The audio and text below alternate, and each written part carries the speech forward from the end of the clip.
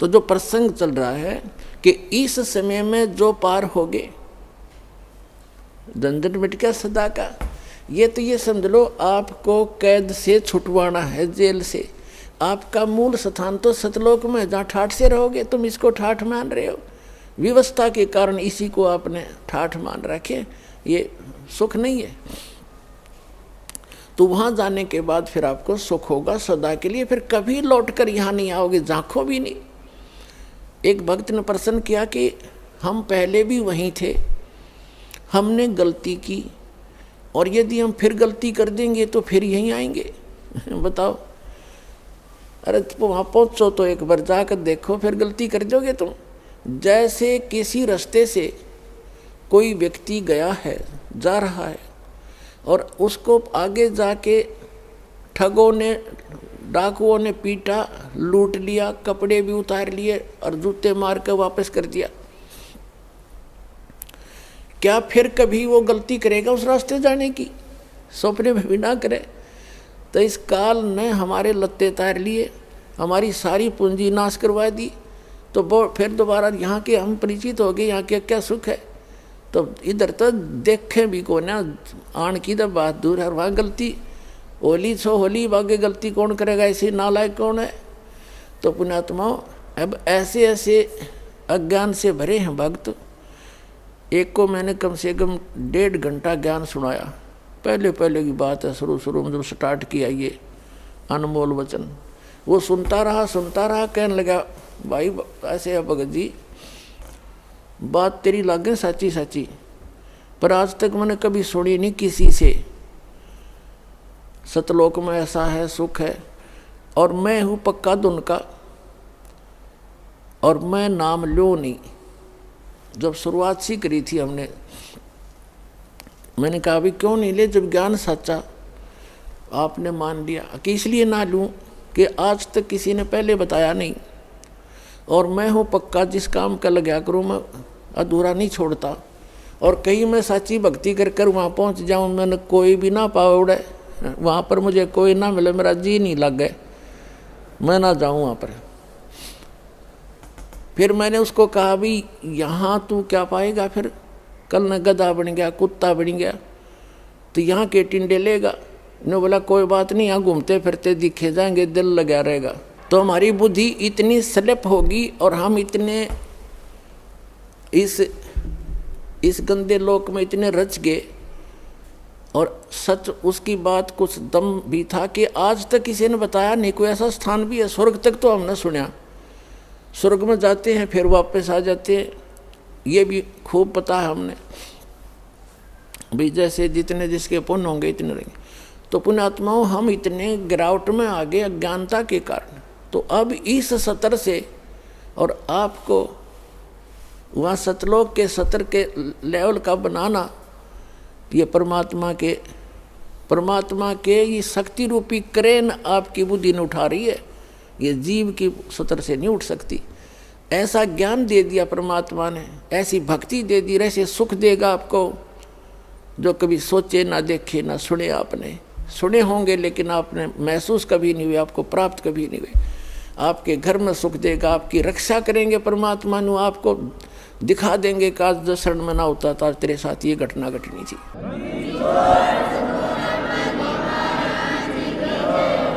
तो फिर अपने आप मान लेंगे कबीर इज गॉड। कबीर तो गॉड है ही है, लेकिन हम आपको गॉड को गॉड ही सिद्ध करने के लिए दास ने इतनी मेहनत और प्रयत्न, इतने प्रमाण दिखाने पड़ते हैं। तो प्रसंग है ये कि इस समय में जो पार होगे, हजारों वर्ष चलेगा ये ज्ञानी, पूरी पृथ्वी पर होगा, और सभी ये बकवाद छोड़ देंगे। मांस खाना, शराब पीना, तंबाकू प्रयोग करना, चोरी जारी, ठगी, बकवाद, हेरा फेरी, सारा दिन कर्म फोड़े। और किसके लिए? 2 रोटी के लिए। और धन जोड़े, बैंक बैलेंस बनावे, और कल मृत्यु हो जा, फिर कहाँ जाओगे? गधे बनकर धक्के खाओगे। तो ये ज्ञान होगा तब भय बनेगा, और भय बिन भक्ति बनती नहीं। तो जैसे फिर क्या होगा, कुछ वर्षों के बाद जो व्यक्ति पार हो गए और जो बीच में स्लिप कर गए वो नहीं पार हो पाए, लेकिन गुरुद्रोही नहीं बने। गुरुद्रोही जो बनेगा उसको भगवान साथ नहीं देगा। सतगुरु से, वैसे तो गुरु से विमुख होगे तो भी हानि घनी होगी, और गुरुद्रोही की को तो परमात्मा कहते हैं असंग जन्म तक फिर मनुष्य जीवन ही नहीं मिलेगा।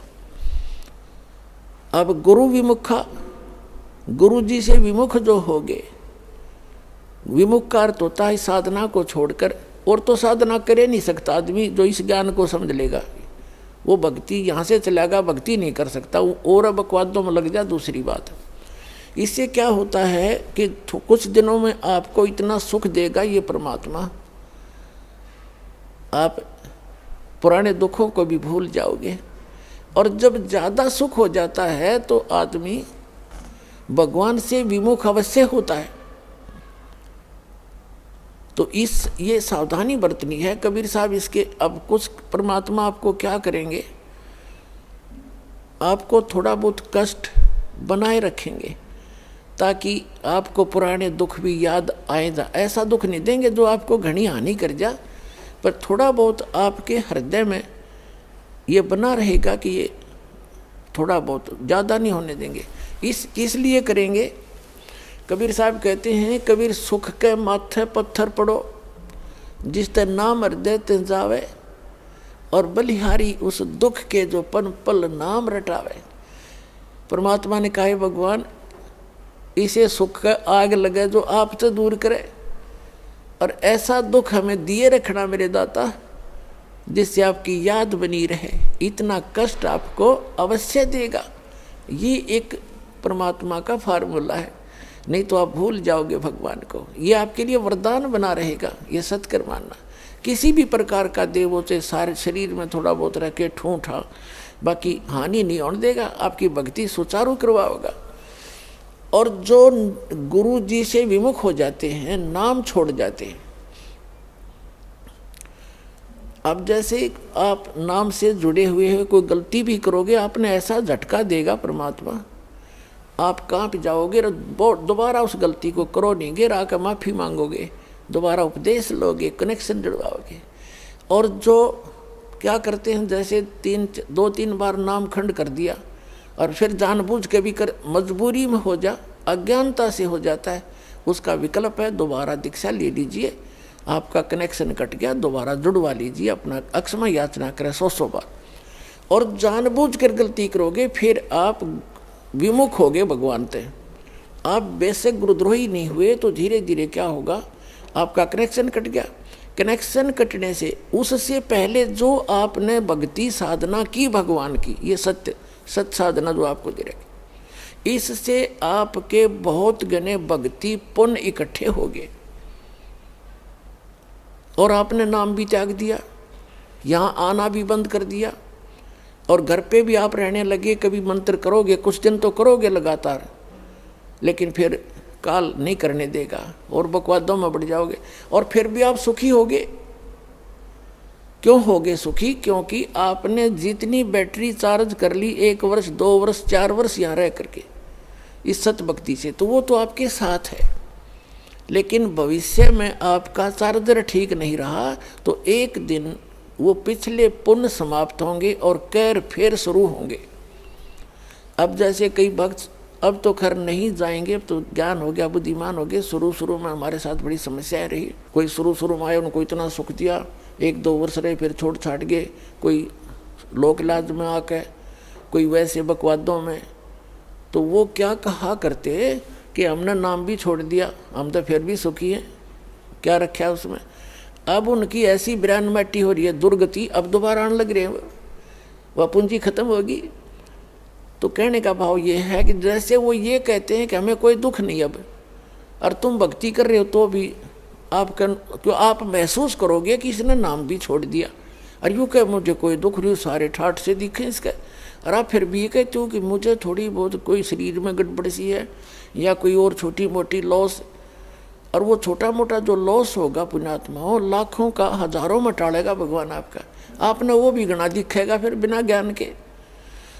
तो उसके लिए एक प्रमाण है, जैसे कोई बच्चा विद्यालय में पढ़ रहा है और वो ठीक से पढ़ाई करके नहीं आता है तो अध्यापक उसको खुरकाता है, धमकाता है, एक आधा थप्पड़ भी लगा देता है, और उसको उसके भविष्य को उज्जवल बनाने के लिए, उसको ठीक लाइन पर रखने के लिए।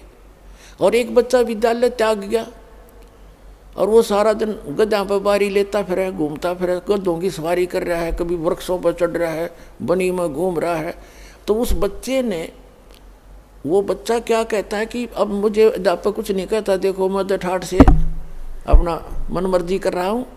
तो वो उस टीचर के क्राइटेरिया से बाहर हो गया, वो उसका नाम कट गया, वो अपने कर्म फोड़ रहा है।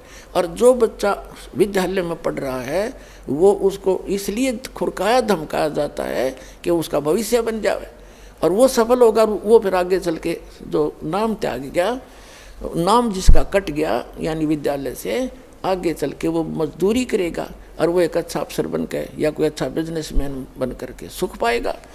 तो इस प्रकार जो परमात्मा के ट्रीटमेंट में है, आप स्टूडेंट रहोगे जब तक परमात्मा के, आपको गलती करोगे झटके भी देगा, छोटा मोटा आपको खुरकावे धमकावेगा किसी भी कारण से, आपको सुचारू रखने के लिए। और जो चले गए नाम कटवा के, उनको आगे पता लगेगा वो किसी बैरिस्टर बनेंगे।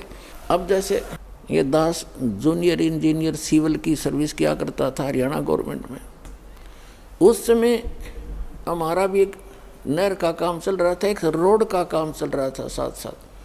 तो वहाँ जो रोड के ऊपर मिट्टी डाल रहा था और वहीं एक एक्सीडेंट आ गया उस B&R का,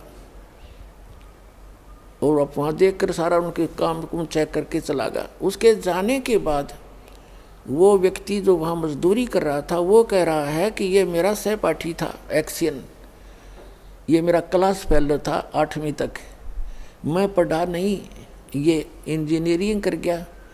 आज देखो मैंने अपने कर्म फोड़ दिए, मेरे बच्चे तो यहाँ मिट्टी में लेटे हुए हैं वृक्ष के नीचे और ये आज गाड़ी में घूम रहा है। अब परमात्मा कहते हैं जो भगवान से दूर हो गए और इस परमात्मा के विद्यालय में नहीं रहे, वो बाद में न्यो रोया करेंगे जैसे वो रो रहा था। तो कबीर साहब कहते हैं अच्छे दिन पाछे गए और गुरु से किया ना हेत, अब पछतावा क्या करे, बिरा चिड़िया चुग्गी खेत। तो पुणात्मा इस तरह अपने सतर्क रहना है, सावधानी बरतनी है। अब जो परमात्मा से ये तो विमुख हो गया, जैसे किसी ने सारनाम भी प्राप्त कर लिया, सतनाम तक प्राप्त कर लिया, क्या होगा, और वो विमुख हो गया। एक तो गुरुद्रोही होता है, एक गुरु से विमुख हो जाना। तो परमात्मा कहते हैं, गरीबदास जी ने कहा कि गुरुद्रोही की पैड़ पे जय पगावे वीर और 84 निश्चय पड़े सतगुरु कहें कबीर। जो गुरुद्रोही हो गए उसकी पैड़ पे पैड़ यानी उसके कदम पर, उसके पैर के चिन्ह पर अगर आपका कदम रखा गया, कहते हैं तो भी 84 लाख योनियों में जाओगे। वो गुरुद्रोही जो हो जाता है। गुरुद्रोही कौन होता? जो गुरु जी की निंदा करता है और इस नाम को त्याग जाता है, कोरी बकवाद गढ़ता है, झूठ बोलता है, नरे आरोप लगाता है, वो गुरुद्रोही हो गया। और उसकी पैड़ पे पैर रखना, कहते हैं 84 निश्चय पड़े नो सतगुरु कहें कबीर। गरीबदास जी ने अपनी इस अमृतवाणी के साथ अपने परमात्मा कबीर जी की छाप साथ सहयोग लिया है कि ये भी ऐसा ही कहते हैं। अब पैड़ पे पैड़ रखना ये नहीं है कि गुरुद्रोही जा रहा है, आप वहाँ पीछे पीछे जा रहे हो तो उससे वो नहीं कि उसके कदम पे कदम नहीं रखना। अगर जैसे घर का कोई सदस्य हो जाए गुरुद्रोही, उसकी गुरुजी के बारे में जो वो बकवास करता है या भगवान के बारे में, उसकी हाँ में हाँ नहीं मिलावे, उसकी बात को हृदय से भी नहीं मानना कि सच्ची कह रही है, उसने सोचे बकवास करता है और करता रहेगा। उसके कहे अनुसार अपने हृदय में जरा भी कमजोरी नहीं आने दे, तो साथ रहकर भी वो उसने कदम से कदम नहीं मिलाया, उसकी पैड़ पे पैड़ नहीं रखी।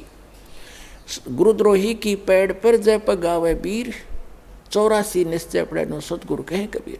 ये इस तरह पैड़ होता है, इन्होंने किसी कदम पर कदम रखेगा उससे तो चिंतित हो जाओ तुम, ऐसा नहीं। फिर गुरु विमुखा, सतगुरु विमुखा युग युग रोए, ओहे मानुष जन्म पाके खोए। जो गुरु जी से विमुख हो गए कहते हैं वो युग युग रोए और मनुष्य जीवन पाके खोए। अब जैसे जो सतगुरु विमुख हो गए युग युग कैसे रोएगा। अब जैसे प्रथम मंत्र आपको दिया, इसकी आप 108 मंत्र की माला डेली फेरते हो, ज़्यादा बेस कर लेते हो, क्योंकि ये तो करने का है काम। फिर सतनाम का आपको कितनी कीमत बता रखी है। सतनाम पालड़े रंगोरी हो, 14 लोग चढ़ावे राम रंगोरी हो, 3 लोग पास रंगोरी हो, तो ना तुला तुला राम रंगोरी हो। तो जिसने तीनों नाम प्राप्त कर लिए अब वो कितना भक्ति का धनी हो गया। और किसी कारण से सतगुरु विमुख हो गया, विमुख होगा वही पार नहीं होगा, नहीं तो पार हो गया आप सभी। तो विमुख हो गया तो क्या होगा उसके साथ, वो काल की जकड़ में पुनः आ गया वो। फिर अब उस काल उसको कैसे खिला खिला के मारेगा। अब जैसे आपने प्रथम मंत्र का जाप खूब कर रखा है, श्री गणेश जी का, श्री ब्रह्मा सावित्री जी का, श्री विष्णु और लक्ष्मी जी का, और श्री पार्वती और महादेव जी का, और दुर्गा जी का, ये मंत्र आपने खूब कर रखे। और पहला और लास्ट जो मंत्र इन मंत्रों में है वो परमात्मा का मंत्र है। इसके लिए उसमें इसलिए जोड़ा गया है कि जैसे कई बार क्या होता है कि प्रथम मंत्र आप ले जाते हो, कुछ घर का माहौल ऐसा होता है, कुछ विश्वास दृढ़ नहीं होता है, तो ये इतना अनमोल मंत्र है, इस मंत्र का आपने एक भी जाप कर लिया तो भी आपको मानुष जीवन मिलेगा। ये सत्कर मान लिया, मृत्यु होगी घर छोड़ गए, यानी इस नाम के लेने से और विश्वास दृढ़ हुआ नहीं, मंत्र जरूर कर लिया, क्योंकि नाम लेगा यहाँ रहेगा 1-2 दिन तो ठीक से, घंटे 2 घंटे तो मंत्र वो करता ही है। और फिर घर जाकर क्या होता है, कोई न कोई अविश्वास पैदा कर देता है, कोई रिश्तेदार आकर उसको ऊपर के में वार कर धर देगा, वो हमारा नाम खंड हो गया, उससे कुछ होना ही नहीं था, तो उसको ऐसे हानि हो जाती है, उसकी मृत्यु हो जाती है। तो मृत्यु भी होगी तो भी मानव शरीर मिलेगा और फिर अच्छे घर में जन्म देगा, क्योंकि सभी आत्मा उस परमात्मा की है। तो यहाँ से उपदेश लेकर इंसान जो मार खाते हैं वो परमात्मा पर विश्वास ना करके, मर्यादा भंग करके उनको हानि हो ही जाती है। लेकिन इस नाम का बेनिफिट भी उनको भी मिलेगा जैसा उन्होंने किया उस सत्र का। अब क्या होगा, जैसे ये बीच के 5 मंत्र हैं, इस प्रथम मंत्र के अंदर, प्रथम दीक्षा मंत्र के अंदर जो बीच के 5 नाम हैं, इनमें इन भगवानों के मंत्र हैं और इनकी इतनी कमाई हो जाती है। जब आप शरीर छोड़कर जाओगे आपको पहले गणेश जी के लोक में रखेंगे और वहाँ आपके अंदर बहुत सी सिद्धियाँ होंगी, आप वहाँ गण बन जाओगे और गणेश गणों का ईश उनका स्वामी है। वहाँ बहुत ठाठ होंगे आपके बहुत से, वहाँ अपनी पूंजी को वहाँ नष्ट करोगे। उस प्रथम मंत्र गणेश वाले मंत्र, गणेश जी वाले मंत्र की कमाई को वहाँ नाश करोगे। वहाँ जब पल्ला खत्म हो लेगा, आपकी पूंजी माइनस हो जाएगी, उसके बाद आपको ब्रह्मा और सावित्री के लोक में प्रथम मंत्र की पुण्य कमाई के साथ वहाँ भेजा जाएगा। वहाँ जाकर रहे श्रेत आपका ऐसे ही देवघर में जन्म होगा, फिर आप वहाँ कर्म पूरे करोगे, अपने ठाठ वहाँ भोगोगे। वहाँ भी रेस्टोरेंट है और आपकी कमाई के कुछ चार्ज लेते हैं ये सब। वहाँ जब आपकी पुण्य समाप्त हो जाएगी, वहाँ से फिर विष्णु जी के लोक में भेजा जाएगा और फिर वहाँ से जब आपके पुण्य समाप्त होंगे फिर आप शिव जी के लोक में भेजे जाओगे। जब आपके वहाँ पुण्य समाप्त हो जाएंगे ये भक्ति के, फिर आप दुर्गा जी के लोक में भेजे जाओगे। वहाँ जब समाप्त हो जाएंगे, जिसने प्रथम मंत्र का रखा है, सतनाम भी ले रखा है, तो उसके बाद क्या होगा, सतनाम के प्रथम मंत्र जो ब्रह्म का मंत्र है, फिर आप ब्रह्म लोक में जाओगे और वहाँ इनसे ज़्यादा सुख है या बकवाद ज़्यादा है। वो एक अच्छा रेस्टोरेंट है। इन अन्य जैसे एक तो हिसार और रोहतक में रेस्टोरेंट हो, एक दिल्ली में वो कैसटार बोल रहे हैं वो हो, तो उसका खर्चा भी ज़्यादा, उसमें बकवाद भी ज़्यादा, उसमें सुविधा भी ज़्यादा, लेकिन उसका खर्चा भी अधिक ही होता है, उसका चार्ज भी अधिक होता है। तो ब्रह्मलोक में वही जा सकता है जिसके पास ही प्रथम मंत्र ओम नाम का जाप की श्रद्धा से भक्ति की हुई हो। तो फिर वो रहेगा ब्रह्मलोक में। और फिर जो दूसरा मंत्र है सतनाम के अंदर, जो दूसरा मंत्र है जो श्वास उश्वास से जो आपको दिया जाता है, उसकी कमाई को इसने वहाँ एक बना रखा है नकली अलखलोक, नकली सतलोक। उस सतलोक में रखता है ये। ब्रह्मलोक उनसे हटकर है, जो महाइंद्र का लोक है, वो ब्रह्मलोक का वो पोर्शन है जहाँ ये ब्रह्म के ओम नाम की जाप की कमाई वाले हंस वहाँ रहते हैं। कहने का भाव ये है दास का कि आपकी और जिसने सारनाम मिल गया है पूंजी, वो बाकी तो उसकी सारी नष्ट हो जाएंगी। सारनाम जिसको मिल गया है और आपको याद आ गया उस समय भी, यदि पहले याद आ जाता है, जैसे आप गणेश जी के लोक में गए या विष्णु जी के लोक में गए और वहाँ जाते ही आपको याद आया कि मैं तो गलत होगी, यहाँ तो मेरी सारी पूंजी नाश होएगी, रोज की उनको दिखाई देती है बैंक बैलेंस, जैसे जैसे पैसे निकालते हो और उसमें डेली निकल आ जाती है रिपोर्ट, ऐसे वहाँ डेली चलता आपका इतनी पूंजी खत्म होगी, इतनी आज इतनी, आज इतनी, आपने इतना खर्चा कर दिया। तो फिर उसको याद आता है कि भैया तो गलत हो गया, और गुरुजी बताया करते थे ये तो बात बिगड़ गई, मैं तो गलत आ गया, मैंने तो कहीं और जाना था। फिर उसको याद आ गई कि मेरा तो नाम कट्या होगा, फिर जब मैं यहाँ आ सकता हूँ वैसे तो आ ही नहीं सकता, नाम खंडवा होगा। तो यहाँ कहते हैं शिव मंडल ब्रह्मापुरी चाहे विष्णु लोक में हो, हमरे गुण भूले नहीं तो आन छुटाऊँ। तो यदि वहाँ भी आपका ये बात याद आ गई कि मैं तो गलत आ गया, भगवान कोई गलती बनी होगी मेरे ते, वो गलती ऐसी बनती है जो स्वयं को मालूम ना हो और गुरुद्रोही ना हो, वैसे गफलत करके हट जाता है आदमी दूर, तो वो गुरुद्रोही नहीं होता, उसकी फिर वहाँ भी अर्जी स्वीकार होती है।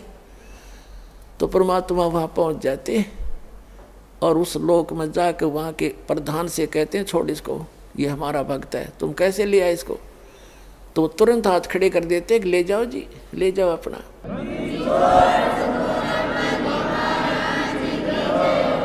लेकिन उस नालायक ने काम कितना बिगाड़ लिया,